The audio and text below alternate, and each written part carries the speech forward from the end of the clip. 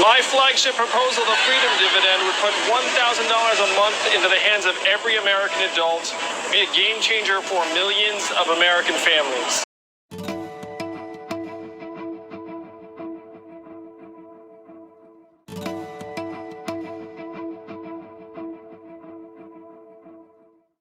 Our workplaces are killing us in several ways. Number one, they're working us to death.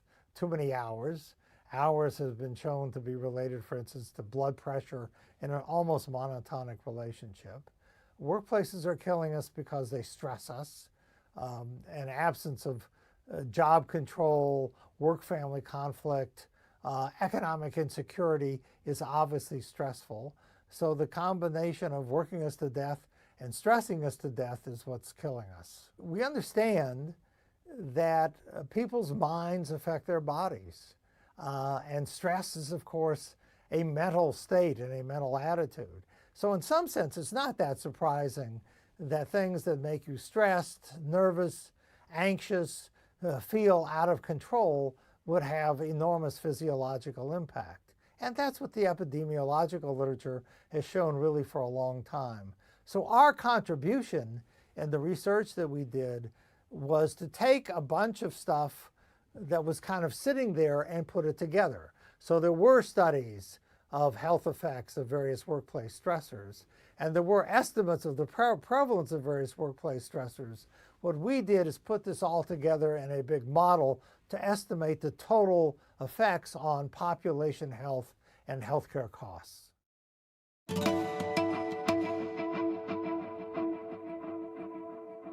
What we found when we put all these data together is that our best estimate is that there are about 120,000 excess deaths annually just in the United States and close to $200 billion in excess healthcare costs as a consequence of what we call exposures to harmful workplace conditions.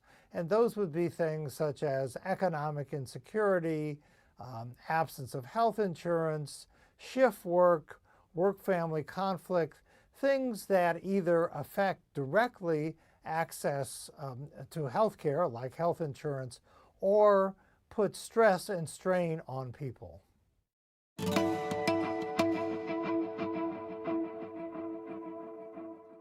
So when you say what is the worst, it depends upon the outcome. It turns out death is cheap. Once you die, your healthcare costs stop. So the biggest contributors to healthcare costs are what I would call chronic stressors, things like work-family conflict and economic insecurity. The single biggest factor affecting mortality is the absence of access to health care, which comes from not having health insurance. So the causes of costs are a little bit different than the causes of mortality, because mortality and costs are not perfectly correlated. Things like economic insecurity and work-family conflict had pretty large effects, not as big as the absence of health insurance or work hours, but almost as big. So psychology matters as well.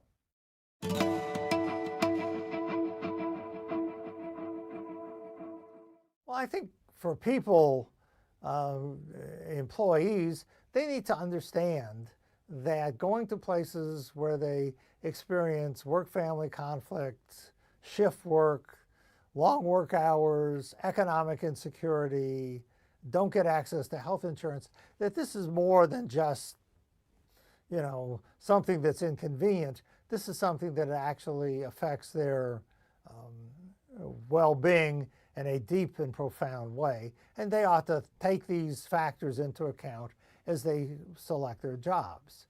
For employers who are concerned about healthcare costs, they should worry a lot about the work environment. At the moment, employers worry mostly about individual decisions, eating, exercise, smoking, drinking, things like that, or they worry about broad social policy issues like how we pay for healthcare in the United States. A lot of their excess healthcare costs come from what happens to people every day in the work environment, and almost everything that is around the work environment are things that employers could fix if they wanted to.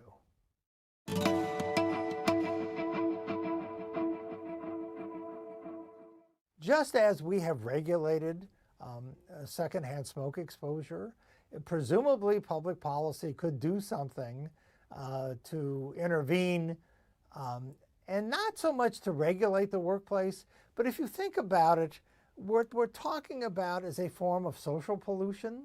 So 50, 60, 70 years ago, if I fouled the water or fouled the air, I did not have to pay for the cost of that.